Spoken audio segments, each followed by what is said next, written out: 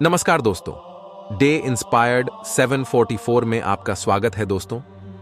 अगर दुनिया में कोई चीज है जिससे काबू में करना और कंट्रोल करना, हर कोई चाहता है कि उसकी मन उसके काबू में रहे, क्योंकि मन को काबू में रहने से ही हम कोई काम अच्छे से कर पाएंगे और उसमें सक्सेसफुल हो पाएंगे। अब चाहे वह पढ़ाई पर मन लगाना हो या नौकरी पर मन लगाना हो, अपने बिजनेस पर मन लगाना हो या फिर मन की शांति पाने के लिए मेडिटेशन पर मन लगाना हो या फिर दुनिया के किसी भी काम पर मन लगाना हो। कहने का मतलब यह है कि आप कोई भी काम करें, उस पर मन लगाना बहुत जरूरी है, तभी आप उसमें सक्सेस पा सकते हैं। लेकिन यह काम इतना आसान नहीं है, लेकिन नामुमकिन भी नहीं है। इस वीडियो में आप एक ऐसी कहानी सुनेंगे जिसे सुनने के बाद आप अच्छे से जान पाएंगे कि हमारा मन किसी काम पर क्यों लगता और मन लगाने के लिए हमें क्या करना होगा। लेकिन इसके लिए सबसे पहले आपको इस कहानी में अपने मन को कंसंट्रेट करना होगा, और कंसंट्रेशन की जर्नी में यही आपका सबसे पहला स्टेप होगा। तो चलिए कहानी शुरू करते हैं। एक बार की बात है, एक जैन मास्टर हर दिन की तरह अपने शिष्यों को मेडिटेशन यानी ध्यान सिखा रहे थे। तभी उनके एक शिष्य ने जैन मास्टर से कहा, मास्टर, मैं कई दिनों से बहुत कंफ्यूज हूं। एक सवाल मुझे कई दिनों से परेशान कर रहा है। मैंने उस सवाल का जवाब जानने की बहुत कोशिश की, लेकिन मुझे उस सवाल का जवाब नहीं मिल पाया। क्या आप मुझे उस सवाल का जवाब देंगे? मास्टर ने कहा, हां, पूछो, क्या पूछना चाहते हो? तब शिष्य ने कहा, मास्टर, जब भी मैं पानी पीता हूं तो मेरी प्यास बुझ जाती है, या जब भी कोई व्यक्ति पानी पीता है तो उसकी प्यास बुझ जाती है। पानी सभी के लिए एक जैसा काम करता कि जब भी कोई पानी पीता है तो उसकी प्यास बुझ जाती है।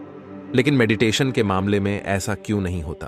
जबकि हम सभी आपके बताए नियमों के अनुसार मेडिटेशन करते हैं, लेकिन हम में से कुछ लोग बहुत जल्दी ध्यान की अवस्था या मेडिटेशन की स्टेज में पहुंच जाते हैं, और कुछ लोग थोड़े समय के बाद मेडिटेशन की स्टेज में पहुंचते हैं।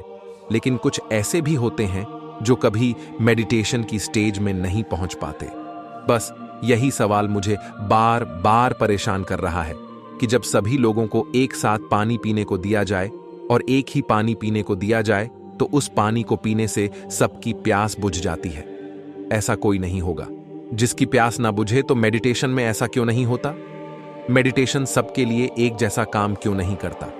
शिष्य की बात सुनकर जीन मास्टर ने कहा कि दरअसल तुम्हारा सवाल यह है कि जब तुम मेडिटेशन करने बैठते हो तो तुम्हारा माइंड उस पर कंसंट्रेट क्यों नहीं होता, और ऐसा क्यों होता है कि कुछ लोगों का मन बहुत जल्दी ध्यान पर एकाग्र हो जाता है और कुछ का थोड़ी देर बाद और कुछ का तो ध्यान ही नहीं लगता। शिष्य कहता है, हाँ मास्टर जीन। मास्टर ने कहा कि किसी भी काम में मन का ना लगना सिर्फ तुम्हारी समस्या नहीं है, यह सबकी समस्या है। लेकिन चिंता मत करो, तुम्हें तुम्हारे सवाल का जवाब कल मिल जाएगा। कल गांव के एक व्यक्ति ने मुझे अपने घर भोजन पर बुलाया है, इसीलिए कल जब मैं उसके घर जाने के लिए निकलूंगा तो तुम भी मेरे साथ चलना।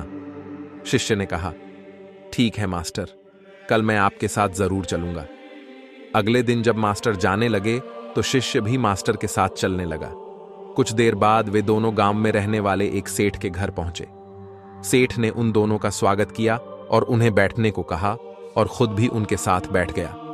फिर उस सेठ ने अपनी पत्नी से तीनों के लिए खाना परोसने को कहा। तीनों खाना खाने बैठ गए। जैसे ही उस सेठ ने पहला निवाला खाया, वह तुरंत गुस्से में अपनी पत्नी पर चिल्लाया और कहा कि यह कैसा खाना है जिसमें कोई स्वाद नहीं है, और गुस्से में वह खाना छोड़कर वहां से चला गया।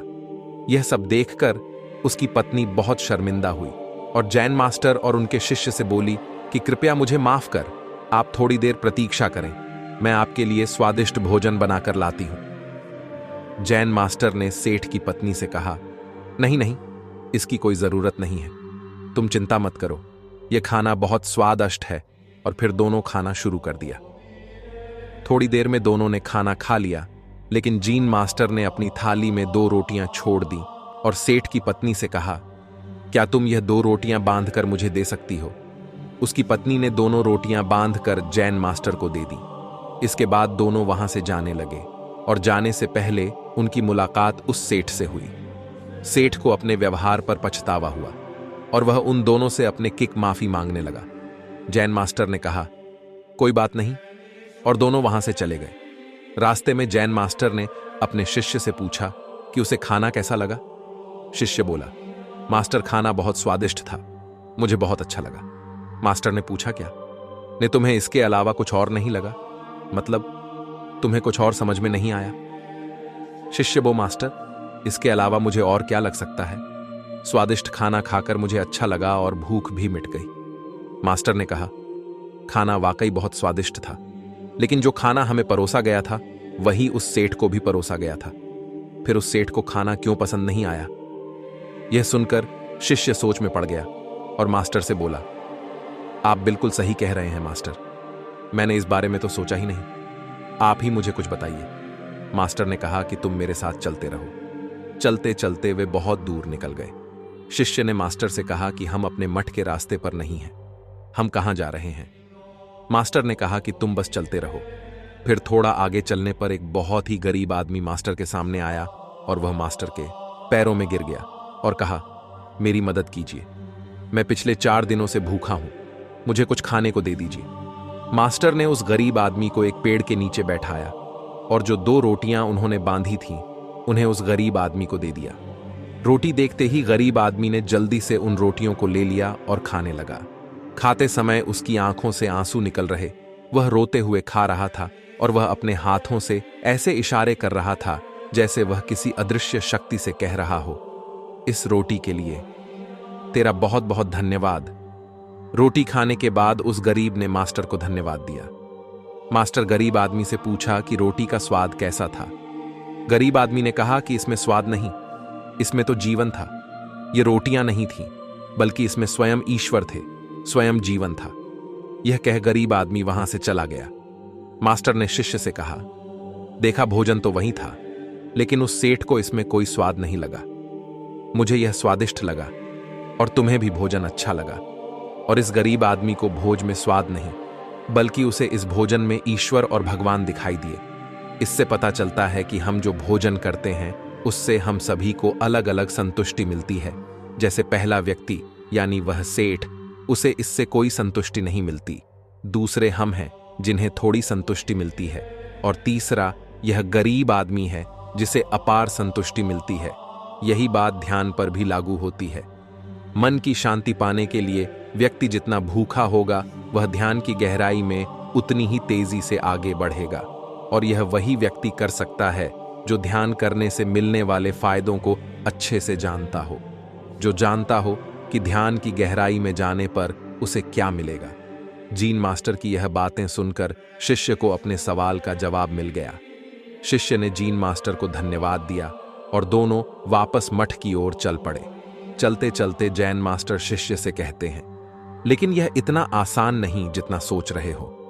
अगर तुम चाहते हो कि तुम जो भी काम करो उसमें तुम्हारा ध्यान केंद्रित रहे, तो इसके लिए तुम्हें मन को समझना होगा। अगर तुम मन को समझे बिना कोई काम करोगे तो संभव है कि तुम ज्यादातर कामों पर ध्यान केंद्रित नहीं कर पाओगे और परेशान होते रहोगे। मास्टर की बात सुनकर शिष्य की मन को समझने की जिज्ञासा और भी बढ़ गई, और वह मास्टर से कहता, मास्टर कृपया मुझे मन के बारे में विस्तार से बताइए। फिर मास्टर मन के बारे में विस्तार से समझाना शुरू करते हैं। मास्टर कहते हैं कि मन इतना चंचल होता है कि अगर इस पर काबू ना पाया जाए तो व्यक्ति बेचैन होने लगता है, और यह बेचैनी पल भर में मन में आने वाले सैकड़ों सवालों की वजह से होती है, और यह बेचैनी तब तक बनी रहती है जब तक व्यक्ति को मन में चल रहे सवालों के जवाब नहीं मिल जाते।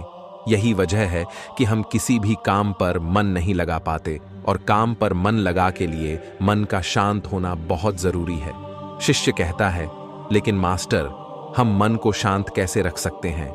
जैन मास्टर कहते हैं, इसके लिए तुम्हें मन को अच्छे से समझना होगा, तभी तुम अपने मन को शांत रख सकते हो।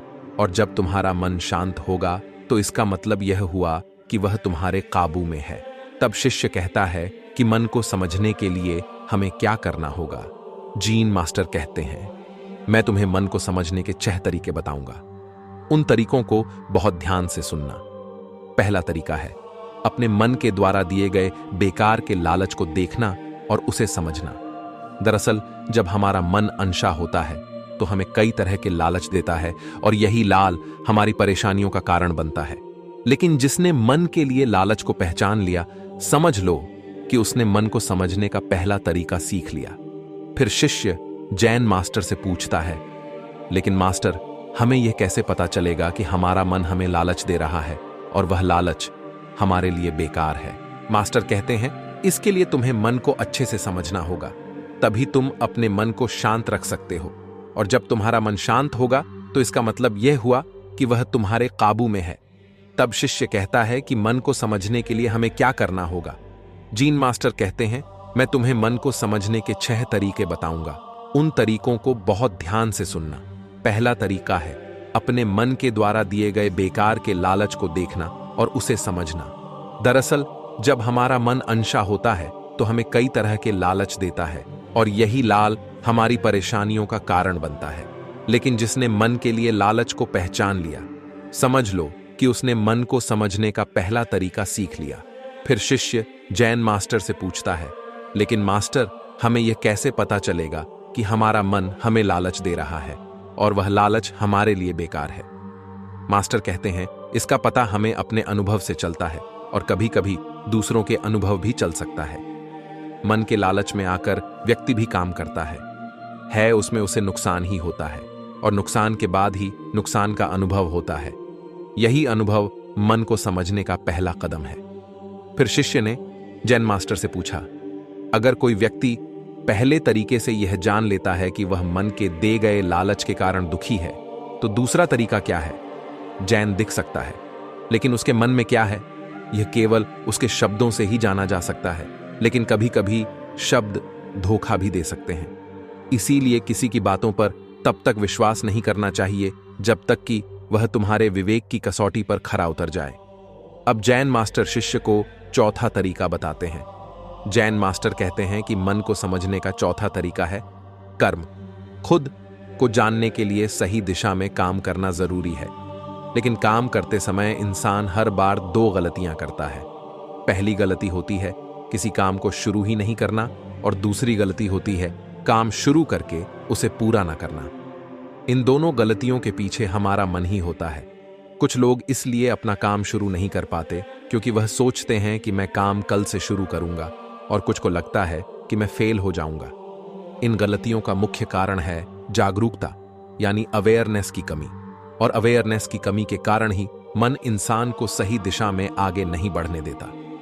जैन मास्टर कहते हैं कि मन को जानने और समझने का 5वां तरीका है अवेयरनेस। इसलिए हर काम को अवेयरनेस के साथ करना बहुत जरूरी है।